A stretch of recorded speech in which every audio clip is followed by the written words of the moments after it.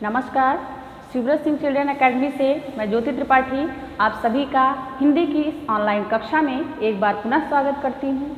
बच्चों, हिंदी विषय के अंतर्गत हम लोग व्याकरण का अध्ययन कर रहे हैं। व्याकरण के इस क्रम में इसके पहले हमने लिंग प्रकरण पर चर्चा की। आज का जो हमारा प्रकरण होगा वह है वचन। आज हम वचन प्रकरण पर विस्तार पूर्वक चर्चा करेंगे। वचन क्या है, वचन के कितने भेद हैं, वचन पहचानने के कौन कौन से नियम हैं, इन प्रमुख बिंदुओं पर हम क्रमवार चर्चा करेंगे। तो इसी के क्रम में आइए हम शुरुआत करते हैं। इससे पहले मैं बोर्ड पर कुछ वाक्य लिखूंगी और उन्हीं वाक्यों के द्वारा मैं आपको सर्वप्रथम समझाने का प्रयास करूंगी कि वचन को हम कैसे पहचान सकते हैं। तो आइए शुरुआत करते हैं। वचन, यहां पर मैं कुछ वाक्य लिख रही हूं। लड़का खेल रहा है।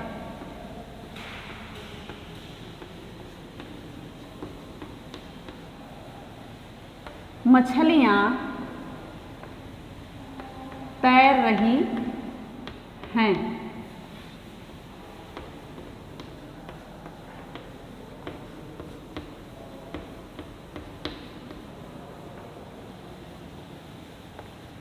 बच्चा पढ़ रहा है।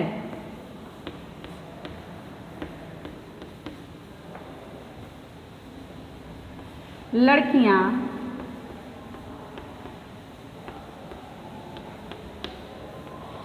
गीत गा रही हैं।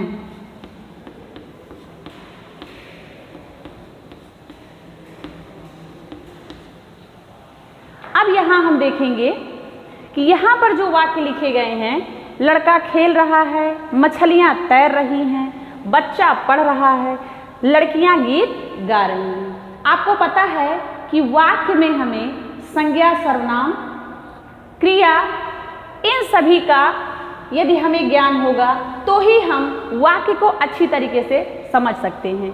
यदि हम बात करें पहले वाक्य में कि इसमें संज्ञा शब्द क्या है, तो आप बताएंगे पहले वाक्य में संज्ञा शब्द है लड़का। यदि हम बात क्रिया की करें तो आप यह बताएंगे कि यहाँ पर क्रिया है खेलना। यहाँ पर जो खेल रहा है यह क्या है, यह क्रिया है। अब इस वाक्य में आपने देखा कि यहाँ पर लड़का शब्द जो लिखा गया है और उसके साथ यहाँ पर जो क्रिया शब्द प्रयुक्त हुई है खेल रहा है। तो इस वाक्य से आप यह पूरी तरह से समझ रहे हैं कि इसका तात्पर्य यहाँ किसी एक ही लड़के की खेलने की बात हो रही है। दूसरे वाक्य में यदि हम देखें, मछलियां तैर रही हैं, यदि आप कर्ता की बात करेंगे या संज्ञा शब्द की बात करेंगे तो यहाँ पर आपको शब्द मिलेगा मछलियां।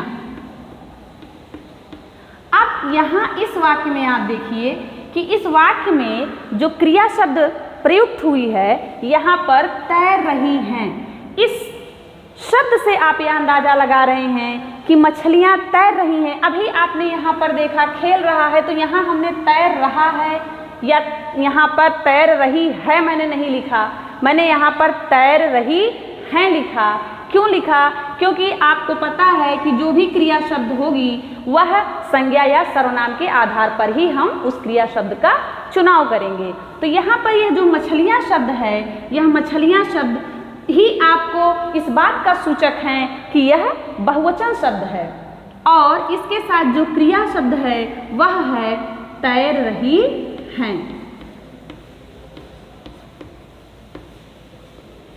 अब इन दोनों वाक्यों में आपको अंतर समझ में आ गया होगा कि यहाँ पर संज्ञा या सर्वनाम या कर्ता की बात करें तो वह एक ही है और यहाँ पर मछलियाँ यहाँ एक से जब अधिक हैं तो यहाँ पर उसी के साथ साथ जो क्रिया शब्द है उस क्रिया शब्द में भी परिवर्तन हो गया। तो इसके आधार पर एक बात तो पूरी तरह से स्पष्ट हो गई है कि संज्ञा सर्वनाम के आधार पर ही हम क्रिया शब्द का चुनाव करते हैं और यह जिस वचन में होगा क्रिया शब्द भी उसी वचन में प्रयुक्त होगी। इसी प्रकार से आप यहाँ भी देखेंगे कि बच्चा पढ़ रहा है, अर्थात किसी एक बच्चे की बात हो रही है, इसलिए हमने यहाँ पर क्रिया का जो रूप है वह पढ़ रहा है लिखा है। इसमें लड़कियाँ गीत गा रही हैं। अब यहाँ पर गीत गा रही हैं इस बात का सूचक है कि इसका तात्पर्य यह है कि यह एक नहीं है, इसमें कई लड़कियों की बात हो रही है। तो इस तरह से हमने जाना कि शब्द का ऐसा रूप जिससे हमें संज्ञा या सर्वनाम या कर्ता की संख्या का बोध हो उसे हम क्या कहेंगे? वचन। अर्थात वचन के द्वारा ही हमें किसका बोध होता है? संज्ञा या सर्वनाम के या कर्ता के किसका बोध होगा? संख्या का बोध होगा। अर्थात उस कार्य को करने वालों की जो संख्या है वह एक है या एक से अधिक है। तो इस प्रकार से हमने जाना कि शब्द के जिस रूप से हमें संख्या का बोध हो वह क्या है? वह कहलाएगा वचन। अब बात करते हैं वचन के भेद की कि वचन के कितने भेद होते हैं। तो वचन के भेद के क्रम में यदि हम बात करें तो वचन के दो भेद होते हैं। वचन के भेद की बात करें तो वचन के दो भेद, एक वचन और बहुवचन।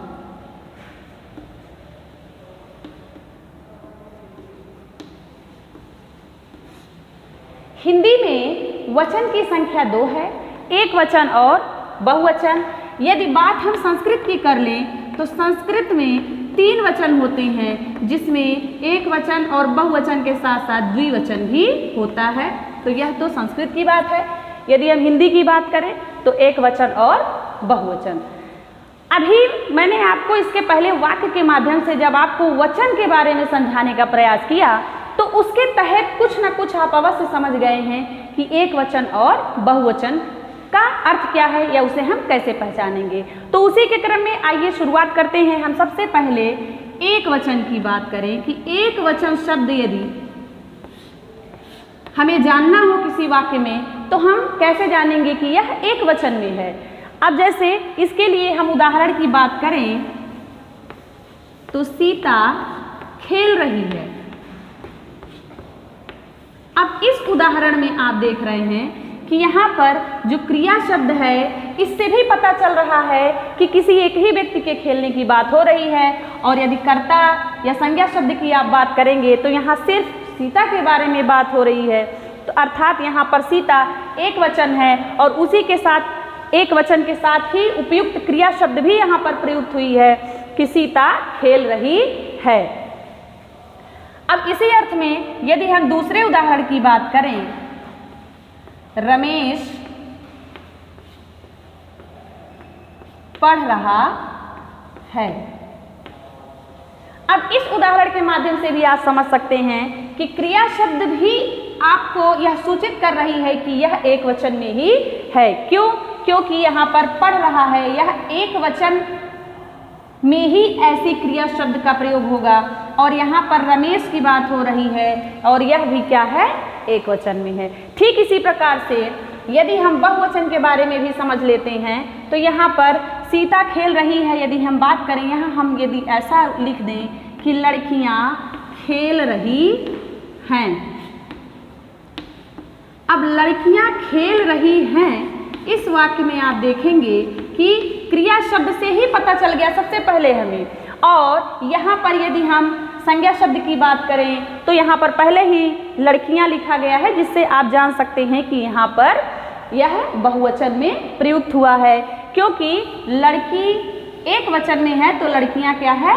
बहुवचन में है और इसके साथ ही साथ क्रिया का रूप भी उसी वचन में प्रयुक्त होगा। और यदि हम दूसरे उदाहरण की बात करें, जैसे रमेश पढ़ रहा है, तो यदि हम यहाँ लिख दें कि बच्चे पढ़ रहे हैं। अब यहाँ पर देखिए बच्चे पढ़ रहे हैं, आप देख रहे हैं कि यहाँ पर बच्चे अर्थात यह बहुवचन का सूचक है यह शब्द, और इसी के साथ आप यहाँ देख रहे हैं कि सामने जो क्रिया का रूप है उसमें भी परिवर्तन हो गया है, क्योंकि यहीं पर हमने लिखा था एक वचन में रमेश पढ़ रहा है, लेकिन यहाँ पर हम लिख रहे हैं कि बच्चे पढ़ रहे हैं।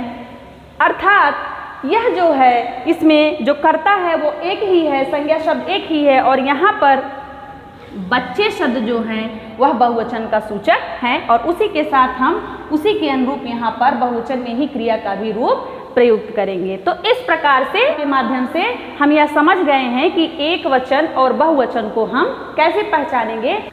आइए अब हम कुछ नियम भी जान लेते हैं कि कैसे शब्द जो सदैव एक वचन में रहते हैं, कैसे शब्द सदैव बहुवचन में रहते हैं, और कुछ ऐसे भी शब्द हैं जो दोनों रूपों में प्रायः प्रयुक्त होते हैं। तो आइए इसी के क्रम में सबसे पहले हम जानेंगे कि सदैव एक वचन शब्द कौन कौन से हैं जो हमेशा एक वचन में ही प्रयुक्त होते हैं।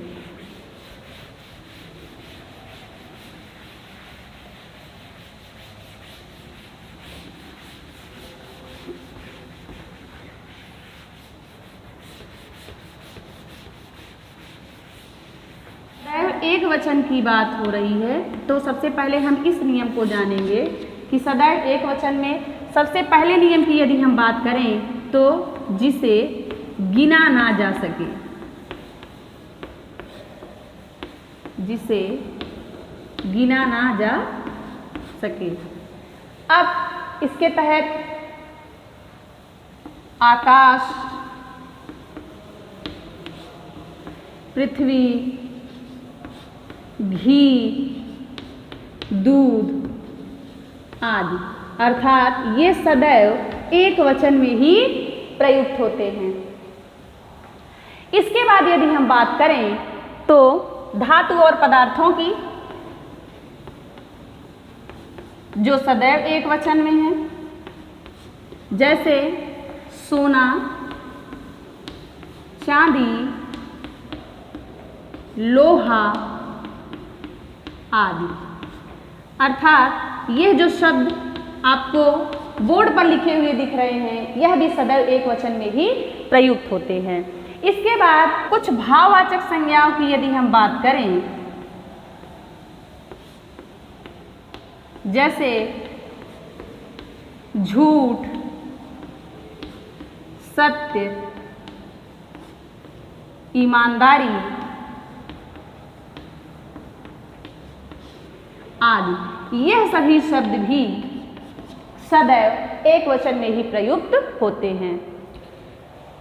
यदि हम इसी के क्रम में कुछ समूहवाचक शब्दों की भी बात करें तो यहाँ पर जो समूहवाचक शब्द हैं, समूहवाचक शब्द भी एक वचन में प्रयुक्त होते हैं, जैसे सेना, कक्षा, सभा आदि। यह सभी शब्द सदैव एक वचन में ही प्रयुक्त होते हैं। तो यहाँ पर हमने कुछ शब्दों की ही चर्चा की है, और भी शब्द हैं। उदाहरण के तौर पर हमने कुछ ही शब्दों को यहाँ पर बोर्ड पर लिखा है, इसके अलावा भी शब्द हैं। तो इस प्रकार से हमने जाना कि सदैव एक वचन में प्रयुक्त होने वाले शब्द, जैसे जिसे हम गिन ना सकें, कुछ धातु और पदार्थ भी हैं, भाववाचक संज्ञाएं भी हैं, समूहवाचक शब्द भी हैं। तो इस प्रकार से हम यह समझ चुके हैं कि सदैव एक वचन में कैसे शब्द रखे जाते हैं जो सदा एक ही वचन में प्रयुक्त होते हैं। आइए अब हम सदैव बहुवचन शब्दों की भी बात करते हैं।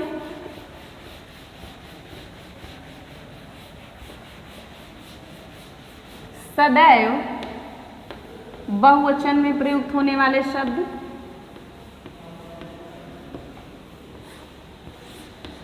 जैसे प्राण, हस्ताक्षर,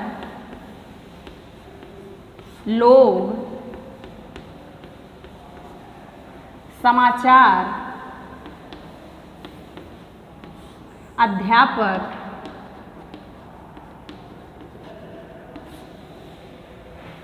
गुरु, आंसू, प्राण, दर्शन आदि। अर्थात ये जो सभी शब्द हमने आपके समक्ष लिखे और भी शब्द हैं, ये सभी शब्द ये हमेशा बहुवचन में ही प्रयुक्त होते हैं। गुरु, यहाँ पर गुरु शब्द है। यदि आप गुरु की ही बात करेंगे तो आप ऐसा कहेंगे कि गुरु जी ने आदेश दिया है कि हमें सदैव सत्य का मार्ग अपनाना चाहिए।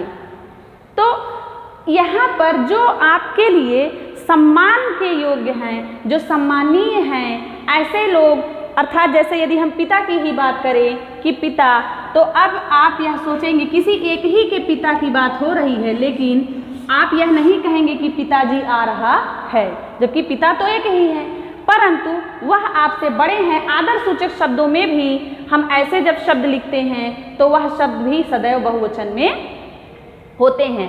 जैसे यहाँ पर हमने लिखा पिताजी, तो अब यहाँ पर आदर सूचक यह शब्द है, आप कहेंगे पिताजी आ रहे हैं, ऐसा नहीं कहेंगे कि पिताजी आ रहा है। तो इस बात का आप लोग विशेष ध्यान देंगे।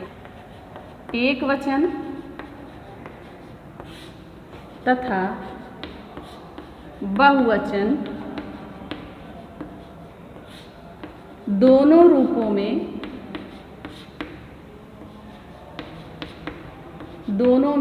समान। अब यहाँ पर हम ऐसे शब्दों की बात करेंगे जो एक वचन और बहुवचन दोनों में ही समान रहते हैं, जैसे बंदर, घर, पानी आदि। ये सभी जो शब्द हैं वह एक वचन की ही हम बात करें या बहुवचन की हम बात करें, दोनों रूपों में यह समान रहते हैं।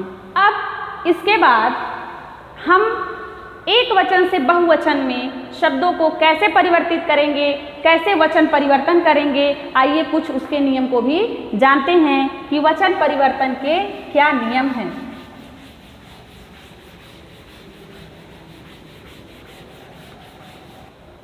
वचन परिवर्तन के नियम। अब यहाँ पर वचन में परिवर्तन कैसे करेंगे, यहाँ हम लोग कुछ नियम जानेंगे कि किस प्रकार से हम वचन को परिवर्तित कर सकते हैं।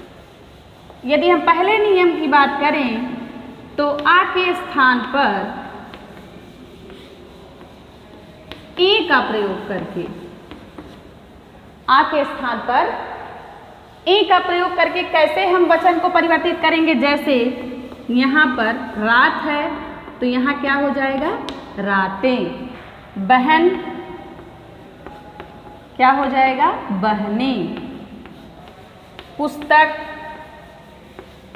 पुस्तकें। आँख, आँखें। अब आप देख रहे हैं कि इन शब्दों में ए का प्रयोग करके हमने एक वचन से बहुवचन के रूप में इन्हें परिवर्तित कर दिया। ठीक इसी प्रकार से कुछ नियम, जैसे आ के स्थान पर ए का प्रयोग करके, जैसे केला, यहाँ पर हम केले, ए का प्रयोग किया हमने, अब यह बहुवचन में परिवर्तित हो गया। घोड़ा, घोड़े।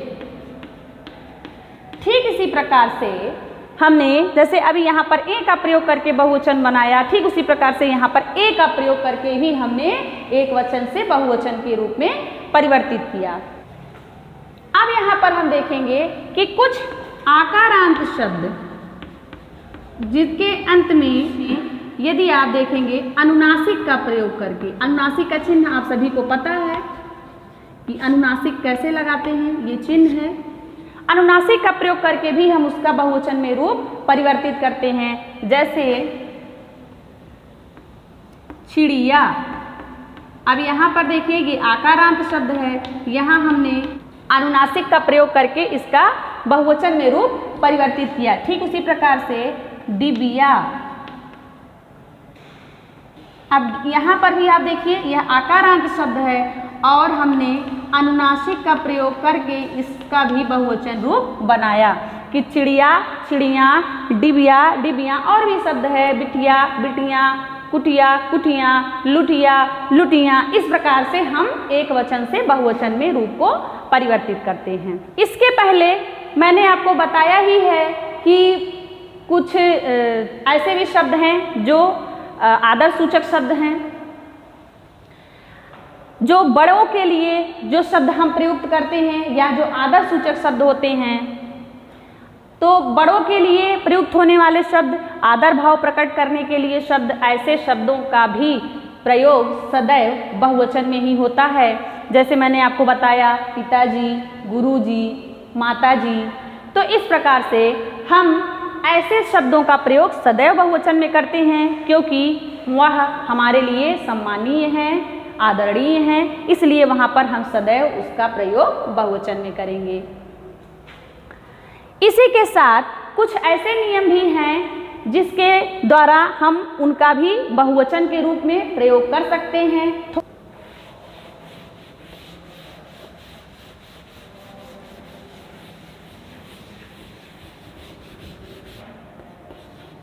गण, वर्ग, समूह या लोग लगाकर भी हम बहुवचन में प्रयुक्त करते हैं शब्दों को। जैसे अभी मैंने आपको बताया अध्यापक। अब जैसे अध्यापक एक है कि कई है, अगर कई अध्यापक की यहाँ बात हो रही है तो हम इसके आगे गण जोड़ देंगे, अध्यापक गण। अब यह हमें इस बात का सूचक है कि अध्यापक गण का तात्पर्य कई अध्यापक की बात हो रही है। इसी प्रकार से विद्यार्थी, विद्यार्थी में भी हम विद्यार्थी गण जोड़ देंगे तो यहाँ पर कई विद्यार्थियों की बात हो गई, यह बहुवचन में है और यहाँ पर इससे हम बहुवचन में प्रयुक्त किया हमने कि विद्यार्थी में गण जोड़ दिया तो यह अब बहुवचन में प्रयुक्त हो गया।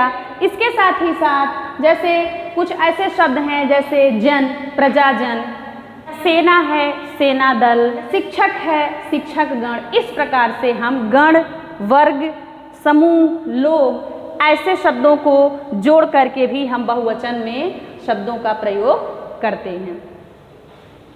तो हम उम्मीद करते हैं कि आपको परिवर्तन के जो नियम हैं वह समझ में आ गए हैं। आइए एक बार हम पुनः उन बिंदुओं पर क्रम से चर्चा कर लें। वचन क्या है? शब्द का ऐसा रूप जिससे हमें संख्या का बोध हो वह क्या कहलाता है? वचन कहलाता है। फिर हमने जाना वचन के कितने भेद हैं। वचन के दो भेद हैं, एक वचन, बहुवचन, अर्थात जिससे हमें संख्या के एक होने का बोध हो वह एक वचन और जिससे हमें एक से अधिक संख्या का बोध हो वह क्या है? बहुवचन। मैंने आपको बताया संस्कृत में 3 वचन होते हैं, एक वचन, द्विवचन और बहुवचन।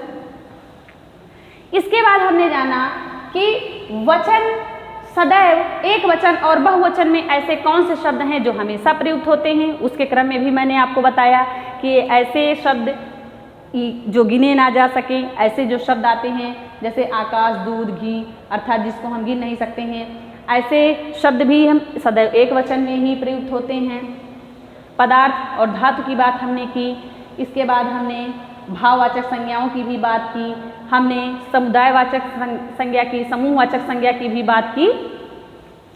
इसके बाद हमने यह भी जाना कि ऐसे कौन से शब्द हैं जो सदैव बहुवचन में होते हैं, उसके तहत भी हमने कुछ उदाहरण देखे। इसके बाद वचन के परिवर्तन के नियम भी हमने जाने, किस प्रकार से हम उनमें परिवर्तन कर सकते हैं, हम एक वचन से बहुवचन में कैसे उसका प्रयोग करेंगे। तो इस प्रकार से वचन प्रकरण हम पूरी तरह से समझ चुके हैं। हम आशा करते हैं कि आपको यह पूरी तरह से समझ में आ चुका होगा। इसी आशा और उम्मीद के साथ फिर अगले वीडियो में मिलते हैं। तब तक के लिए धन्यवाद।